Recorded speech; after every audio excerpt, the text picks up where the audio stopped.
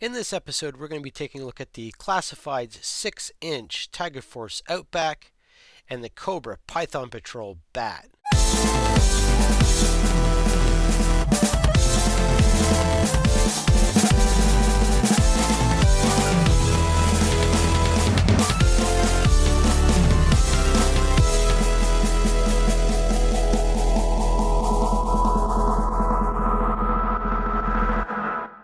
Now, if we take a look at the packaging here, you can see that every box or every character has a different artist.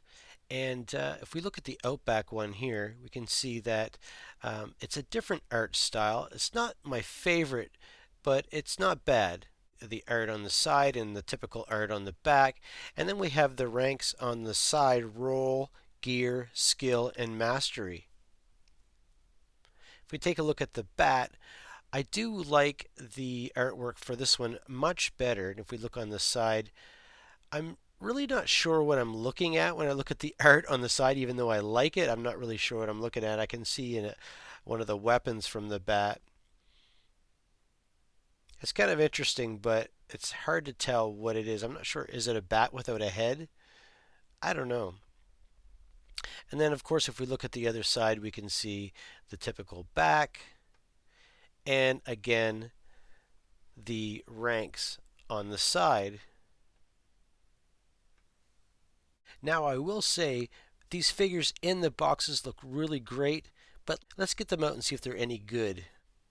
And as I was taking these out, I noticed that when I get the figure out, you can see the Tiger Force logo on the inside, and that's really cool if you like to put these boxes. There's the Python Patrol one. You want to put these boxes on display. It's really neat to see that. Okay, there's a lot going on with these figures. Here I've put the 3 3/4 vintage figures beside them just to give you an idea of a comparison of not only the size, but what the original figures looked like. And I'm sure they got a lot of inspiration from these figures, but they don't look the same. And I think they've got their inspiration from a lot of other versions of these figures too. The first version of the Bat was released in 1986, and then the first wave of the Python Patrol figures were released in 1989. You can see here there were 6 available.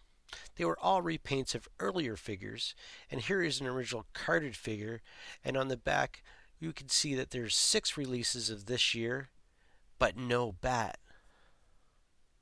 2003, Hasbro released 6 more different repaints of the figures for this sub-team, but still no Python Patrol bats. In 2008, they did 2 more figures, but this time in the more modern style of the 25th anniversary figures that were also released around this time, and I pretty much think of these as 25th anniversary figures. You can see that they didn't have these figures on the back of the card for some reason.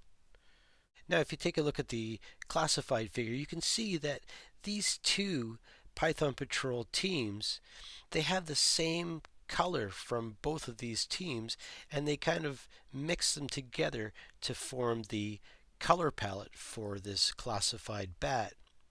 I think that was really smart, depending on what era you had these figures as a child, if not both.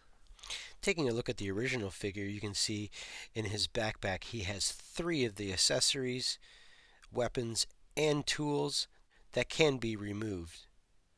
He's got the pistol in the holster molded on his left leg. He's got the lenticular chest piece and some kind of electronics details on the right leg. And if you see here, you can take that hand off and replace it with whatever he's got in his backpack there. That's really cool.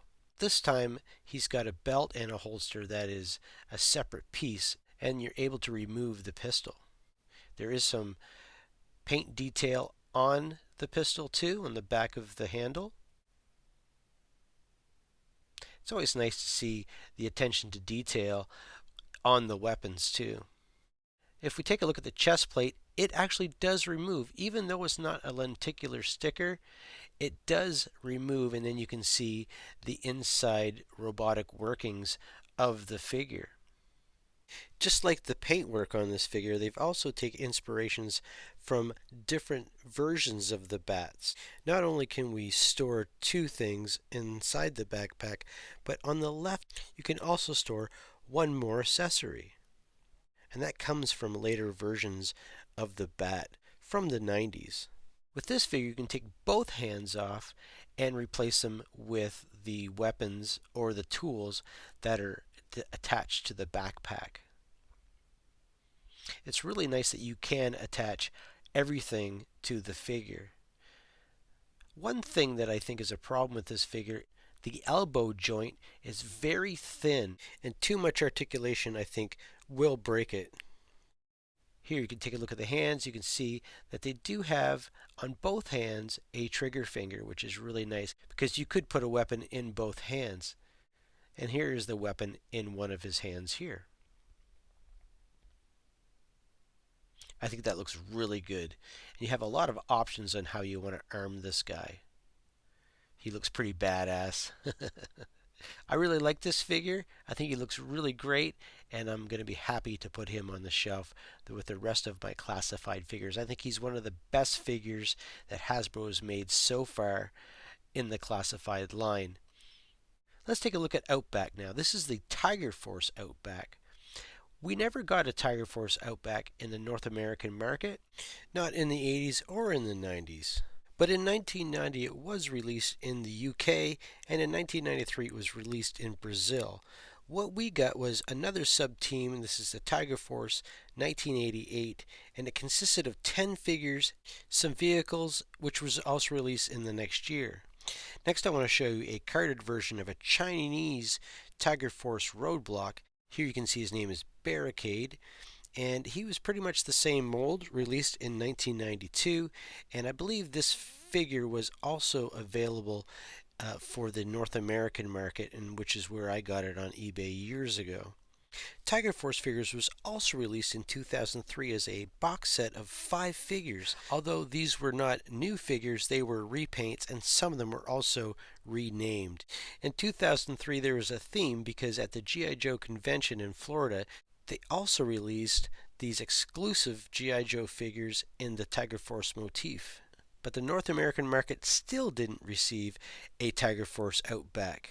Other Tiger Force that was released in 1999, they had Tiger Force from the Indian market under the Fun School manufacturer. Here is a loose and carded version of that figure.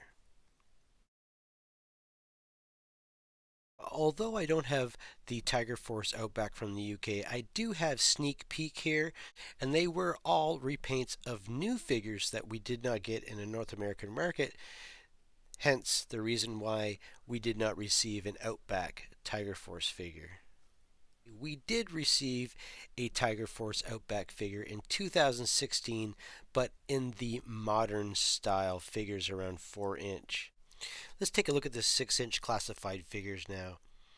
You can see that all the straps, the sheath, the straps for holding the nightlight, and the holster for his gun are all separate pieces, and all of those accessories can be removed and used in his hand. That's a really cool detail. You can see that there's some paint detail on the pistol here, a little bit of tape around the handle. Let's take a look at his machine gun. It doesn't look much like the original from the 3 3/4 line, but I really do like this machine gun, and you can see that the strap is like in a matte brown, which makes it look more like a leather or cloth. If we turn it around, we look at the other side. The clip is also removable, and you can see here that Hasbro is now catching up with other toy manufacturers that's been doing this for years. I think the reason why we liked the original Outback so much is because he did have a removable nightlight, straps, belts, and pouches that were a separate piece and not molded to his chest. And he had a really nice backpack. Speaking of backpacks, let's take a look at the classified backpack. You can see that it does peg into his back here between the straps.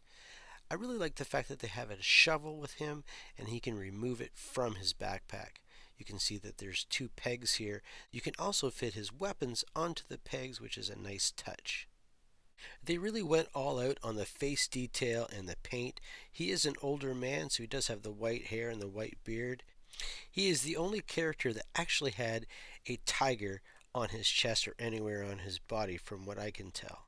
And just a weird thing here, they did paint white arm hairs on his arms, which I've never seen that before, but hey, whatever.